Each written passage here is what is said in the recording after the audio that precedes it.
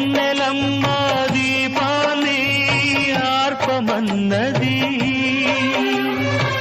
మల్లెలమ్మ పరదాలు మూయమన్నది, ధూపమేమో మత్తుగా తిరుగుతున్నది,